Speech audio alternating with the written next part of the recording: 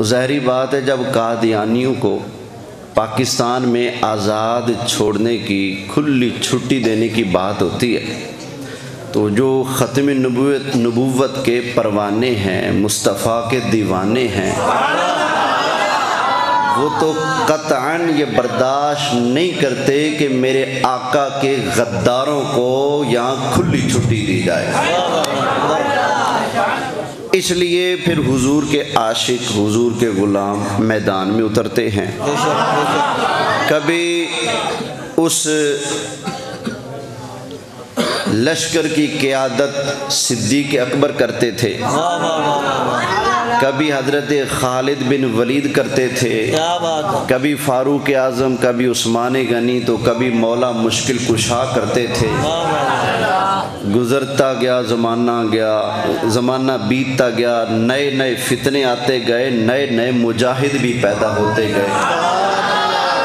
کبھی کوئی ڈاکو اٹھا تو احمد رضا بریلوی نے جواب دیا، کبھی کوئی ڈاکو اٹھا تو پیر میر علی شاہ صاحب نے کھمب ٹھپ دیتے۔ کبھی کسی نے ہیر پھیر کرنے کی کوشش کی تو ہمارا لاہور والا بابا سینہ تار کے سامنے۔ الغرض یہ ایک نظام قدرت ہے، کہیں یزید اٹھتا ہے تو دبانے کے لیے حسین آ جاتا ہے، کہیں فرعون اٹھتا ہے تو دبانے کے لیے موسیٰ آ جاتے ہیں، کہیں کوئی بھی بے ایمان اٹھتا ہے، کفر کا جھنڈا اٹھاتا ہے تو اللہ تعالیٰ اس کے مقابلے پر اہل حق میں سے بھی کسی مرد مجاہد کو پیدا فرما دیتا ہے۔ اور یہ سلسلہ تا قیامت چلنا ہے۔ ابھی بڑے بڑے جھوٹے آنے ہیں اور بڑے بڑے سچے بھی آنے ہیں۔ کیا بات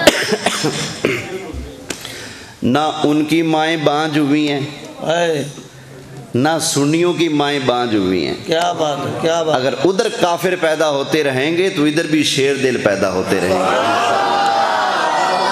واہ واہ واہ۔